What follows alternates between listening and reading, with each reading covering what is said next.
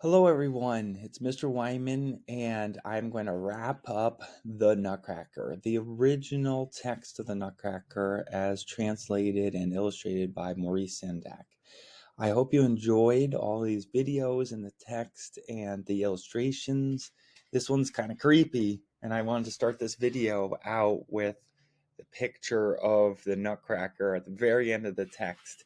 I need to back up a few slides in the slideshow I made with the images from the text, because this picture comes at the very, very end of the story. But I hope you enjoyed it, and it is a little bit of a creepy tale, and the pictures, the illustrations, really go along with the text.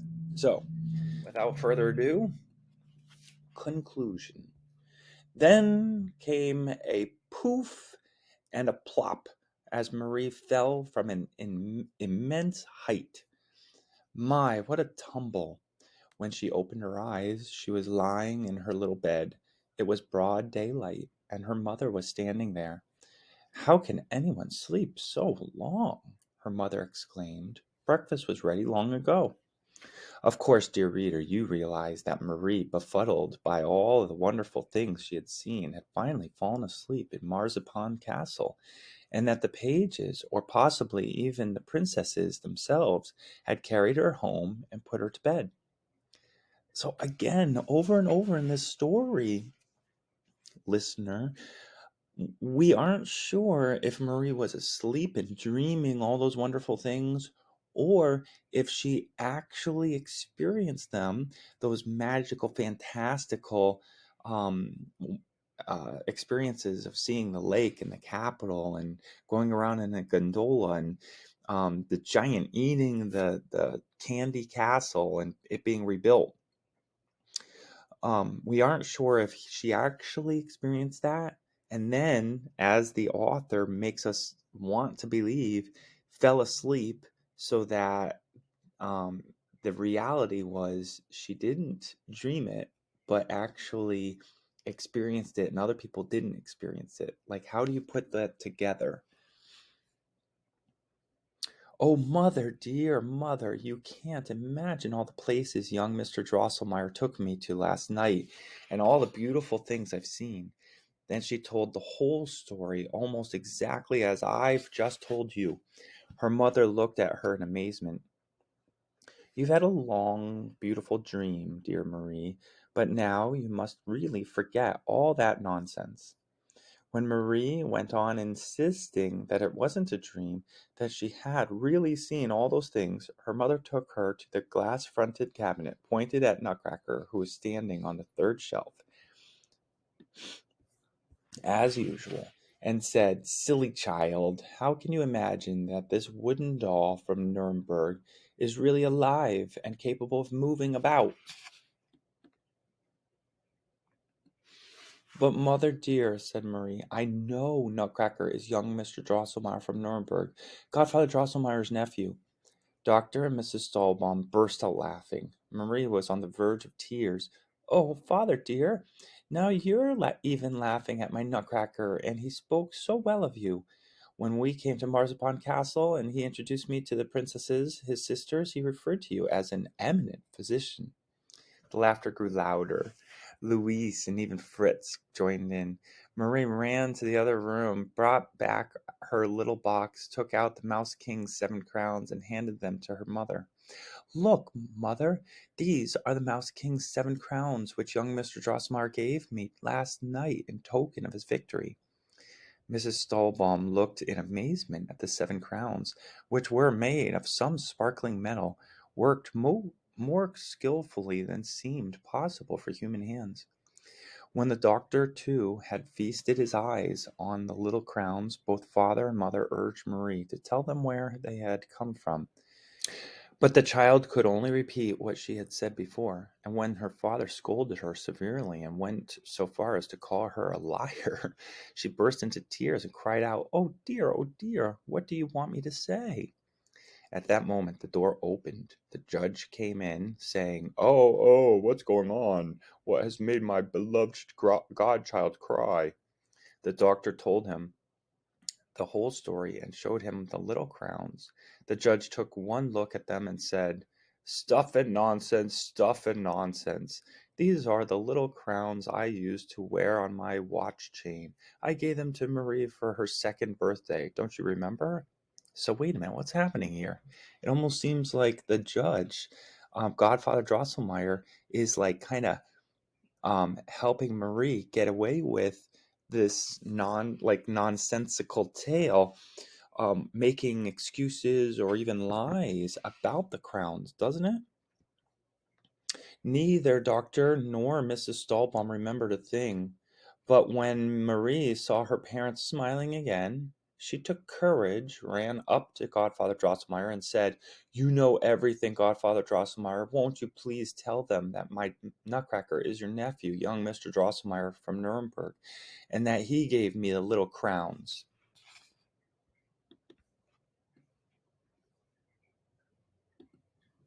But the judge made a stern face and muttered, "Stuff and nonsense."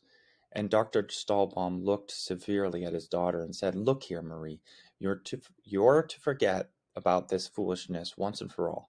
And if I ever again hear you saying this ugly, simple-minded Nutcracker is Judge Drosselmeyer's nephew, I'll throw Nutcracker out of the window and all your other dolls as well, including Mistress Clara."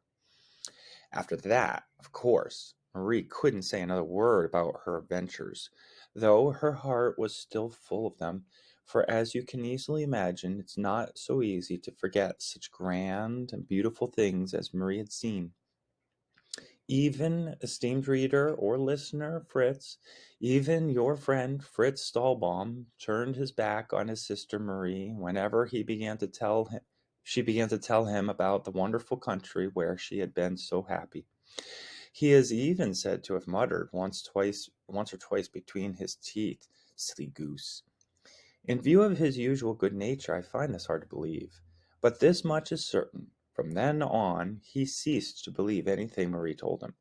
He formally apologized to his hussars for the injustice he had done them, replaced the insignia he had taken away from them with tall goose plumes, and gave them leave to play the Hussars of the Guard march again, which was all well and good. But you and I know what a sorry figure the Hussars cut when the nasty pellets began making spots on their red tunics. Though forbidden to speak of her adventure, Marie continued to be haunted by memories of the fairy land she had seen. Whenever she turned her mind to it, she saw it all again, and instead of playing as usual, she would sit still for hours, deep in thought. The others all scolded her and called her a little dreamer. One day the judge happened to be repairing one of the Stahlbaum's clocks. Marie was sitting by the glass-fronted cabinet, lost in her dreams and gazing at Nutcracker. Suddenly, quite of their own accord, the words popped out of her. "Oh, dear Mr. Drosselmeyer, if you were really alive, I wouldn't be like Princess Pirlipat. I wouldn't scorn you because you had stopped being a handsome young man on my account." On hearing that, the judge exploded. "Stuff and nonsense!" But in that same moment, there was such a bang and jolt that Marie fell in a faint from her chair. When she came to, her mother was watching her and said, "How can a big girl like you fall off her chair like that? The judge's nephew from Nuremberg is here."